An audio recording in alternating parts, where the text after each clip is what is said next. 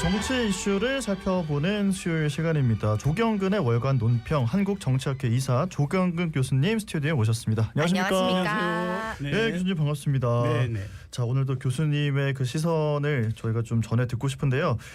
먼저 이재명 정부의 첫 내각 인선 과정 좀 어떻게 보고 계시는지 평가를 좀 부탁드려 볼까요? 네, 저는 뭐 무난했다.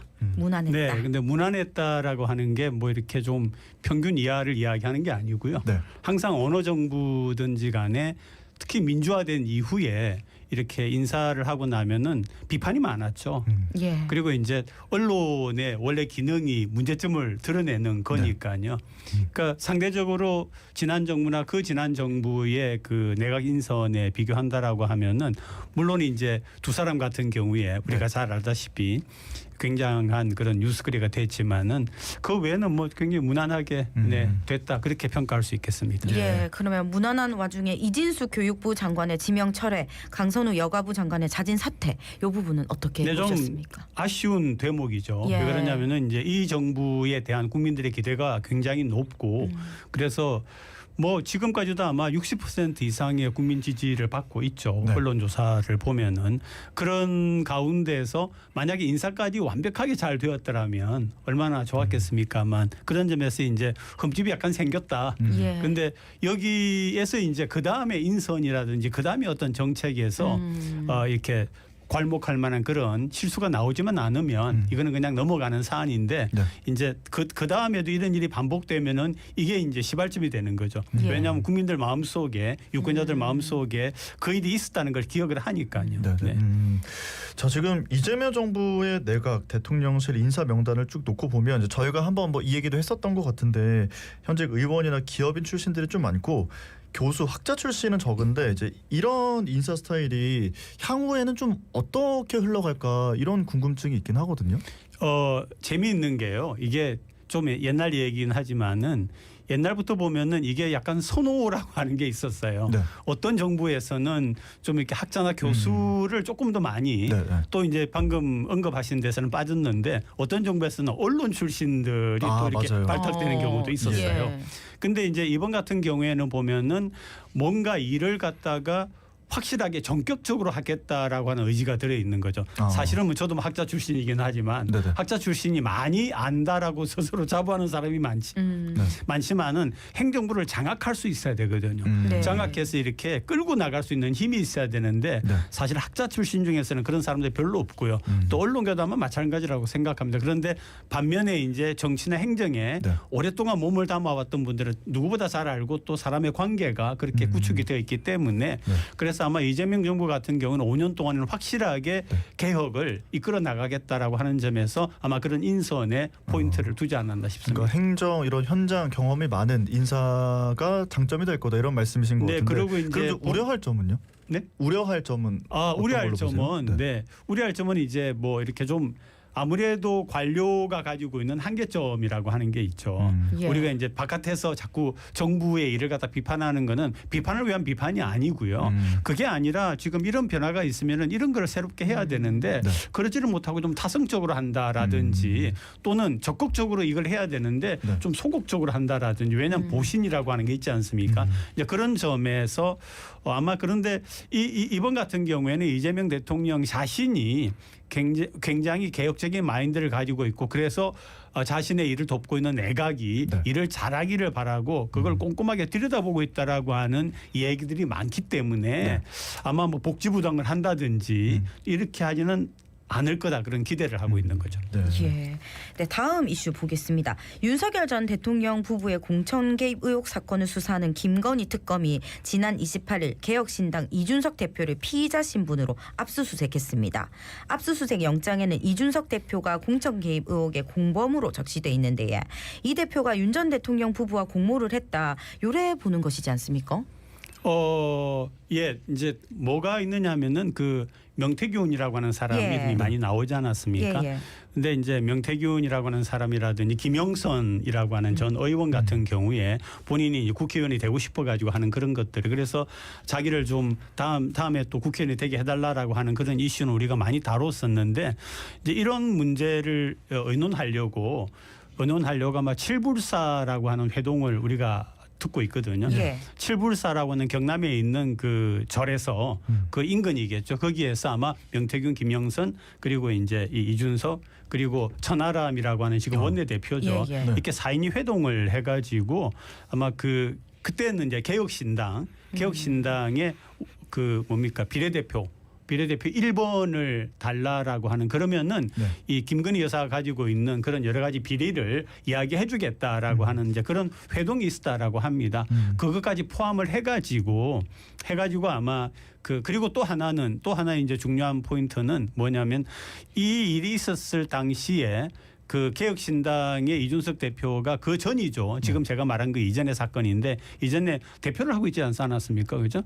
대표를 하고 있으면은 공천위원장 윤상현 공천위원장이 있지만은 윤상현 공천위원장 위에 예. 대표가 있기 때문에 예. 당연히 대표는 그런 어떤 공천의 과정을 들여다보고 있을 수밖에 없는 거죠.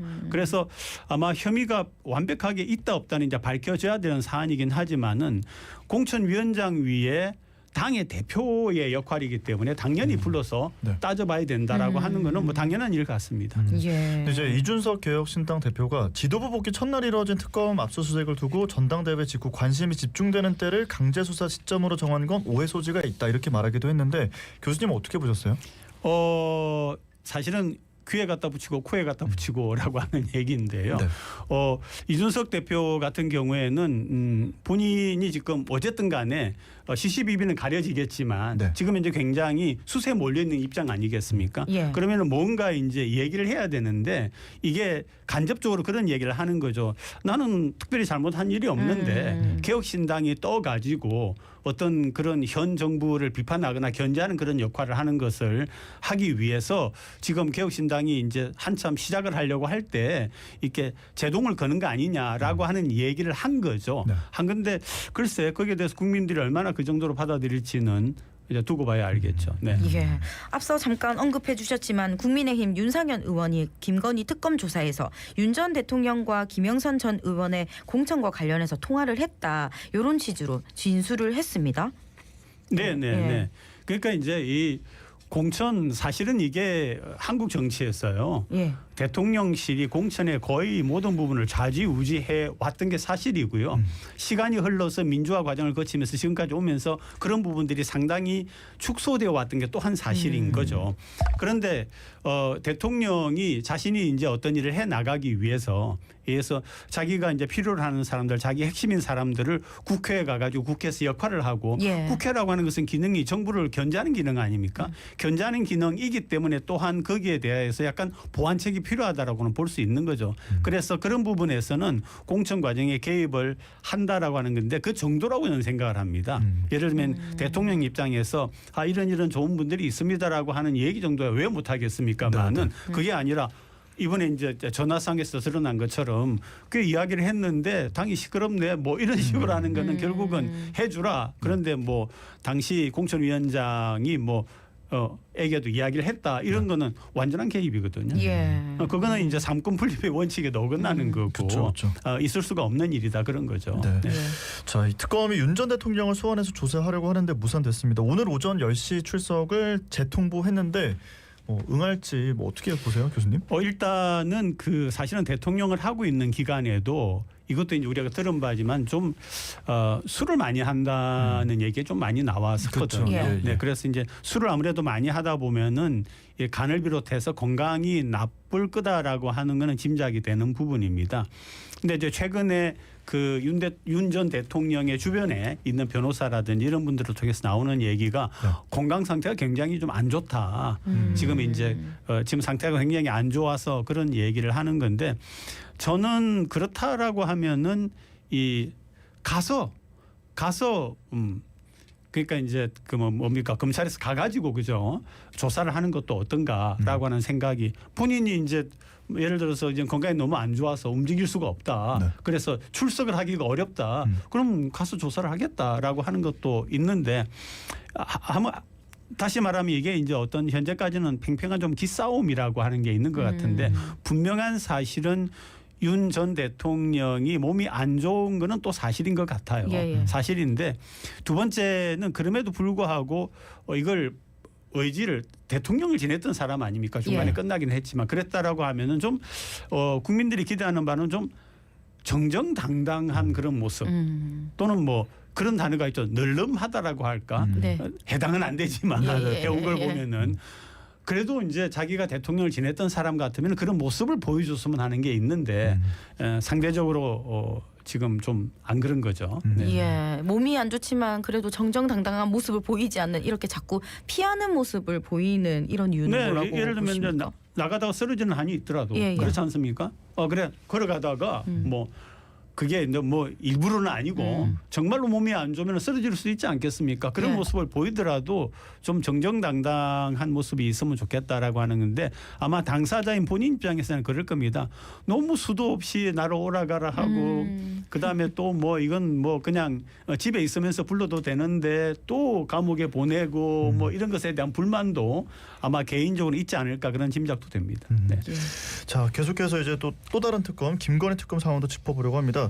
김 여사 일가를 압수수색했는데 김 여사가 나토 순방 당시에 착용했던 귀금속 실물을 확보를 했습니다. 이게 고가의 목걸이라고 하는데 이제 공직자가 500만 원 이상에 해당하는 귀금속은 신고를 해야 하는데 신고하지 않아서 문제가 되고 있는데 뭐 이걸 빌렸다, 뭐 모조품이다 이런 식으로 말이 지금 계속 바뀌고 있지 않습니까?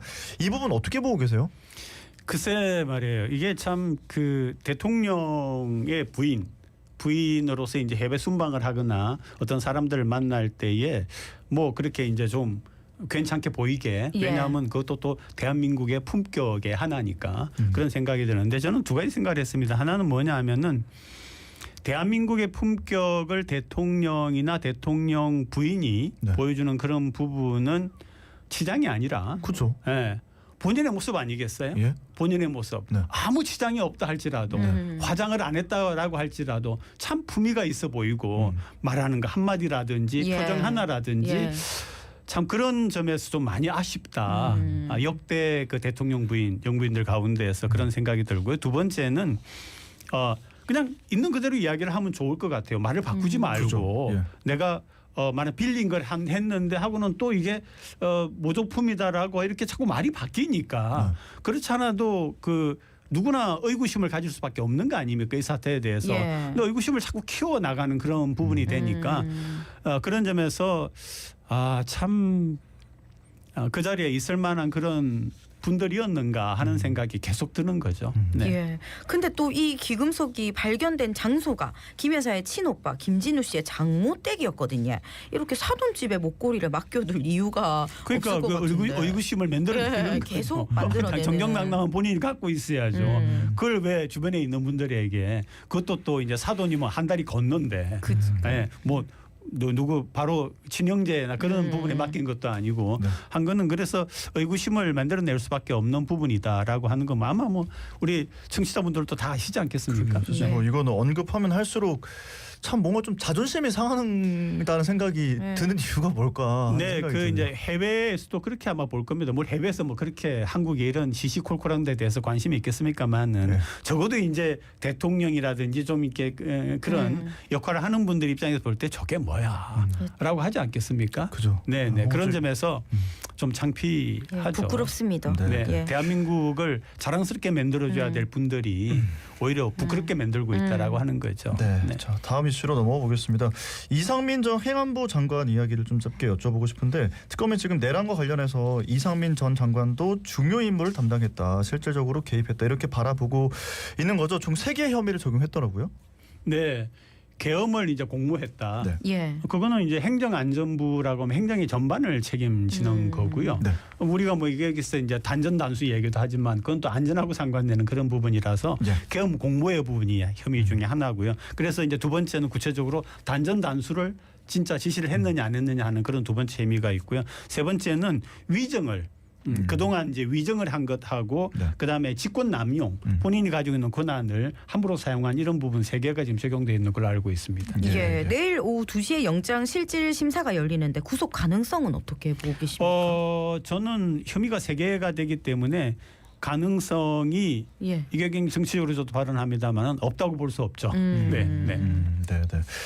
자, 그리고 뭐 특검 이슈들이 많이 있어서 순직 해병 특검도 이제 조태용 전 국정원장도 소환이 되어 있습니다. 이를 두고 이제 VIP 경로설의 실체를 밝히기 위한 소환 조사다 이런 평가가 나오고 있는데 조태용 전 국정원장 소환 조사 핵심이 뭐라고 생각하십니까? 그 외압이죠. 예. 그러니까 이제 뭐냐면은 이제 대통령의 지시다라든지 또는 본인이 가지고 있는 위치가 있기 때문에 해서 이렇게 해라라고 하는 소위 압력을 넣었다라고 하는 거죠.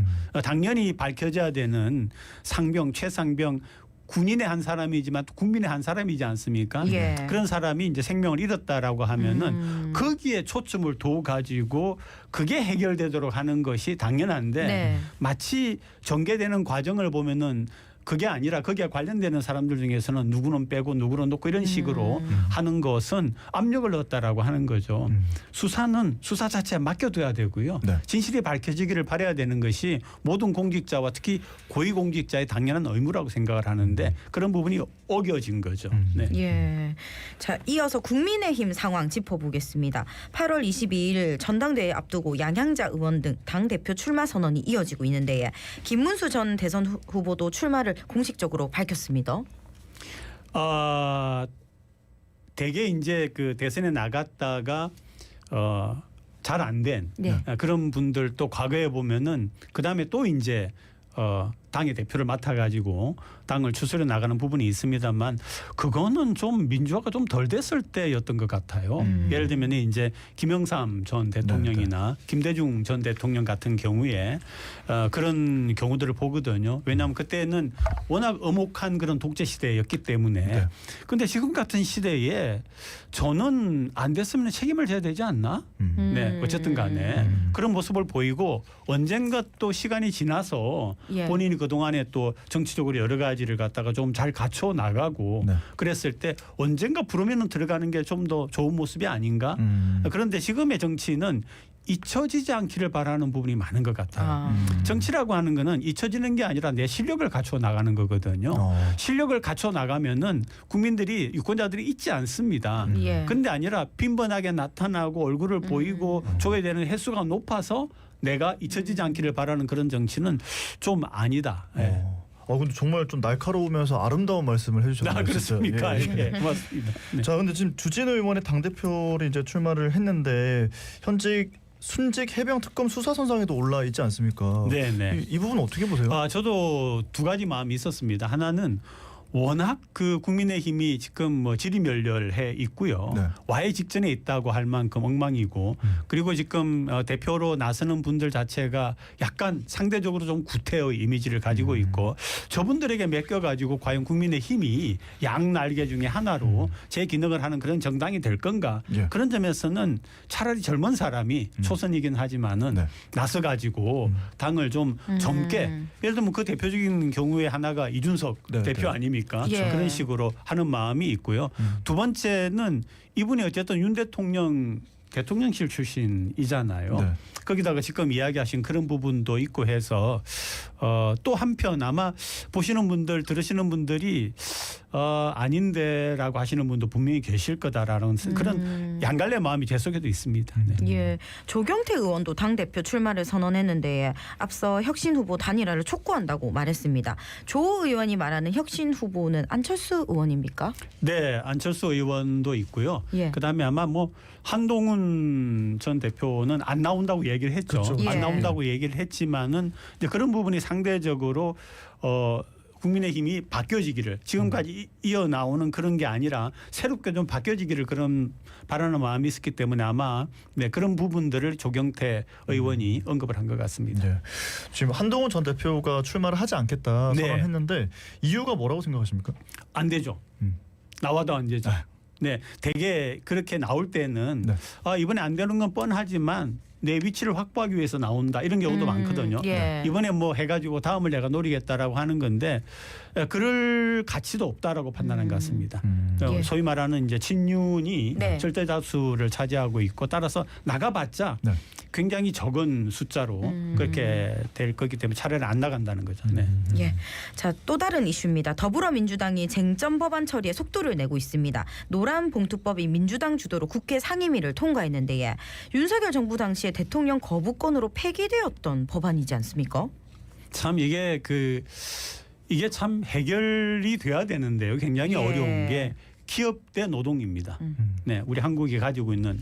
근데 이거는 뭐 어느 나라나 쉽지 않은 문제이긴 한데 네. 상대적으로 아직도 우리가 많은 그 민주화의 과정을 통해서 노동자들의 권익이 많이 신장되었다라고 하지만 여전히 기업에 유리한 게 많지 않느냐. 다시 말하면 노동자가 불리한 게 많지 않느냐는 예. 건데 노란봉투 보면 아시다시피 뭐 1차가 아니다 그죠. 네. 그러니까 하청을 주고 또 하청을 주고 한 그런 분들의 부분을 갖다가 이제 보완해 나가는 그런 법안이거든요. 네. 그래서 필요한 법안이다. 법이 이 법이 2차, 3차 노동자를 책임져 주지 않으면은 누가 책임을 져줄 수가 있겠습니까? 맞습니다. 그런 분들이 산재를 입으면은 예. 다 내팽개치지 않습니까? 네, 네. 사실 민주당은 그래서 노란 봉투법 또 상법 개정안 이런 쟁점 법안을 다음 달 4일 본회의에서 철회하겠다라고 밝혔고 국민의힘은 필리버스터를 해서라도 저지하겠다 이렇게 밝히고 있거든요. 국민의힘은 아무래도 이제 그 기업 네. 중심의 예. 이제 그런 그 사고를 가지고 있는 또 사실은 이제 기업 중심과 노동 중심이 있어야 됩니다. 그러면서 이제 서로 견제하면서도 서로 잘 타협하고 합의해서 네. 합의안을 절충안을 만들어내는 게 필요한데 사실 이번 같은 경우에도 좀 절충안이 조금 예를 들면은 2차, 3차 노동자들을 보호하지만 그 정도를 단계를 둔다든지 하는 게 좀 필요하다라고 하는 부분은 합의해서 나올 수 있는 부분인데 네. 그런 것들이 지금 요원하기 때문에 아마 지금과 같은 과정을 걸어가는 것 같습니다. 예, 여기에 대해서 송원석 국민의힘 원내대표는 노란 봉투법을 두고 불법 파업 면허 발급이다. 또 상법 개정안을 두고는 기업 때려잡기에만 골몰한다. 이렇게 비판을 하고 있습니다. 네, 이제 방금 노란봉투법은 제가 약간 설명을 드렸고요. 예. 그다음에 이제 두 번째로 말씀하신 이제 그 상법 부분은 개정안. 상법 같은 경우에는 기업을 운영하는 데 있어서 대주주 위주로 되어 있죠. 예. 그리고 사실은 기업의 소위 사장, 회장 중심으로 되어 있죠. 네. 그게 아니라 소액 주주들도 자기의 목소리를 충분히 발휘할 수 있고 소액 주주들이 예를 들면 전체 주주의 한 15% 정도를 차지하고 있다라고 하면은 상당한 영향력을 미칠 수 있음에도 불구하고 내가 가지고 있는 주권의 그 얼마 안 되기 때문에 예. 안 간단 말이에요. 그렇기 때문에 이제 온라인을 통해서 주주총회에 참석해가지고 네. 투표를 할 수 있는 그런 권한을 주는 그런 세세한 사항들이 들어있는 게 상법이거든요. 네, 네. 이번에. 예. 네. 근데 그런 부분에 대해서 아무래도 기업 중심으로 생각을 한다라고 하면은 좀 이게 또 귀찮은 일이 생기는 거 아니야? 이렇게 생각할 수 있는 부분이죠. 네, 예. 네. 자 이제 마지막 이슈 짚어보겠습니다. 김정은 북한 국무위원장의 동생 김여정 노동당 부부장이 이재명 정부 들어서 첫 공식 입장을 내놨습니다. 이번 담화에서 이제 저희가 좀 눈여겨볼 부분이 어떤 부분인지 좀 네. 앞으로의 상황이 어떻게 흘러갈지 어떻게 예상하십니까? 한반도가 이렇게 분단이 오랫동안 되어 오면서 치른 소위 말하는 분단 비용이 엄청납니다. 사실은. 그래서 저는 남북이 적대 관계를 청산하는 방향으로 나가야 된다라고 생각을 오랫동안 하고 있고요. 예. 그다음에 김여정 그 부위원장이죠. 이제 이 얘기를 했는데 네. 저는 상당히 우호적인 발언이었다고 생각합니다. 그 단어 자체나 네. 그 말 자체를 보면은 굉장히 남한을 이렇게 비토하고 비판하는 것 같지만 아닙니다. 자세히 보면은 그 안에 네. 그래 남한에서 이야기하는 거 잘 들었어. 그래 뭐 한번 해보지 뭐. 그러나 우리는 대등한 관계야. 그리고 우리는 이미 이국가론을 이야기해 놨어. 네. 그러니까 옛날하고 달라. 그런데 대화하자. 저는 그런 뉘앙스를 읽었거든요. 네, 그래서 이거 정치라고 하는 거는요, 정치적인 발언이라고 하는 거는 뉘앙스를 굉장히 잘 봐야 됩니다. 아마 이 정부도 그 뉘앙스를 캐치하고 있을 거라고 생각합니다. 네. 네, 네. 아 그리고 저 이거 마지막 짜투리 질문으로 좀 드리고 싶은 게 뭐 짜투리긴 하지만 지금 가장 한국에서 중요한 이슈인 것 같은데 이 한국과 미국의 상호 관세 이 관련 사항이 이제 오늘 내일 결정이 될 거잖아요. 어떻게 예상을 하고 계십니까? 15%가 되면은 그냥 뭐 B다. 예. 점수 예. B다. 이렇게 받겠죠. 예. 아마 이재명 대통령도 그 부분에 굉장히 신경을 쓰고 있을 겁니다. 네. 특히 이제 한미 관계라고 하는 거는 외교에서 축을 이루고 있는 부분이고 예. 또 이거는 경제가 달려 있지 않습니까? 그쵸. 맞습니다. 대한민국의 기업이 달려 있고 그렇기 때문에 아마 15% 선을 지켜나가기 위해서 노력을 하고 있을 거라고 생각을 합니다. 네. 예. 네, 네. 자 오늘 말씀은 여기까지 듣고 보내드리겠습니다. 고맙습니다. 감사합니다. 네, 고맙습니다. 네, 지금까지 한국정치학회 이사 조경근 교수님과 이야기 나눴습니다. 이곳에 살면 모든 것이 가까워진다.